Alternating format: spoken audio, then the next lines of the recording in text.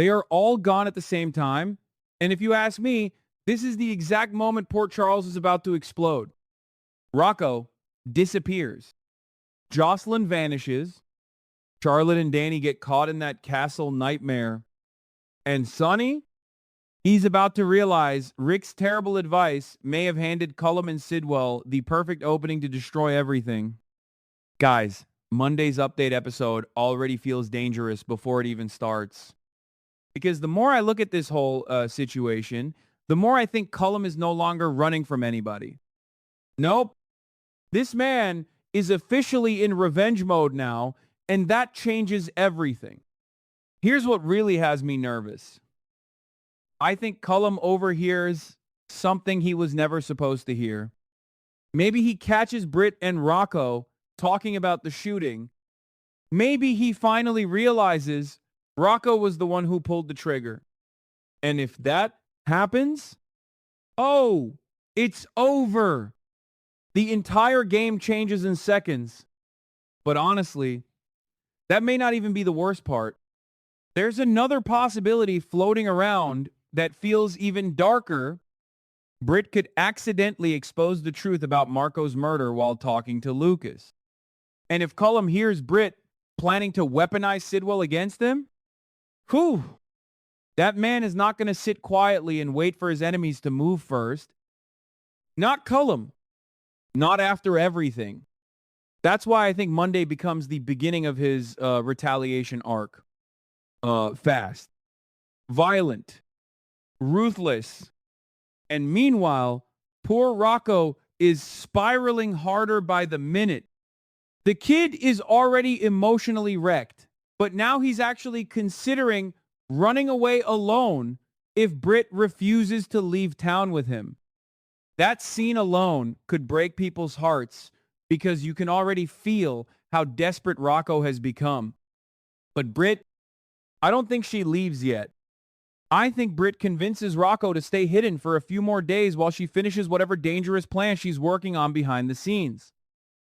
And let me tell you something. Whenever Britt says she has a plan, somebody always ends up bleeding. That's the pattern. And this is where Jason may finally re-enter the picture. I would not be shocked at all if Monday gives us one of those haunting flashback sequences where Rocco relives the moment he shot Cullum. You know the kind of scene I'm talking about. Heavy breathing, panic, fractured memories, pure trauma. And somehow Jason gets pulled into the aftermath because Rocco finding a secret place to hide, that sounds temporary at best. Everybody connected to him is suddenly in danger now. Britt, Lulu, Dante, even Ethan, especially Ethan. Let's talk about Lulu for a second because this woman is about to completely unravel. She already fears Cullum could attack Rocco while he's on the run, and now she's desperately searching for her son with almost no information. The panic is going to be unbearable to watch. And once Dante finds out Rocco vanished, yeah, game over. You already know Dante is joining that search immediately. No hesitation. No waiting. But what's interesting is that Dante and Lulu may accidentally stumble into something much bigger than just finding Rocco. Their investigation could lead them straight to Britt and possibly save her life before Cullum gets to her first. That's the twist I'm watching closely because while everybody thinks Rocco is the target, Britt may secretly be the one standing closest to disaster. But guys, the chaos doesn't stop there. Ethan is walking directly into legal hell right now. Fake passports? Seriously? That's not something you casually walk away from in Port Charles. And honestly, I don't think Dante will be the one to destroy Ethan over it, even if he learns the truth. Nope. I think the new cop, Joe, becomes the real problem. This guy feels way too eager to prove himself, and Ethan's illegal passport operation practically lands in Joe's lap, gift-wrapped. If Joe discovers what Ethan did, I can absolutely see him making an arrest immediately just to establish authority. And the timing couldn't be worse because Lulu is already drowning in stress. Her son is missing. Her daughter is suddenly in trouble too. And now Charlotte and Danny may actually get arrested because of that castle break-in disaster. Can we just talk about how insane Lulu's situation has become? This woman is being emotionally attacked from every direction at once. One child running from a potential killer, another possibly getting dragged into criminal charges, and there's literally no easy solution anywhere in sight. That's the part that feels so cruel about this storyline. Every path leads to another disaster. Now, while all of this madness is happening, Willow and Nina are still out here acting like absolute masterminds. And honestly, I think they're becoming more dangerous by the week because what they're trying to do to Brennan is deeply twisted. They want him isolated, mentally trapped, basically manipulated into becoming another version of Drew, stuck in emotional imprisonment while they quietly control the situation around him. And if you ask me, somebody is eventually going to expose them. The real question is who? Because secrets like this never stay buried forever in Port Charles. Somebody always overhears something. Somebody always finds evidence. And when that reveal finally happens, I think it's going to destroy relationships all over town. But wait, we still haven't even gotten to Jocelyn. And honestly, her situation might be the scariest one of all. Jocelyn is trapped, alone, cut off, desperate. And from what I'm hearing, she keeps trying to escape over and over again, only to fail every single time. That's terrifying. Imagine the emotional exhaustion, the fear, the hopelessness slowly setting in while nobody even knows where she is. Those scenes could get really dark fast.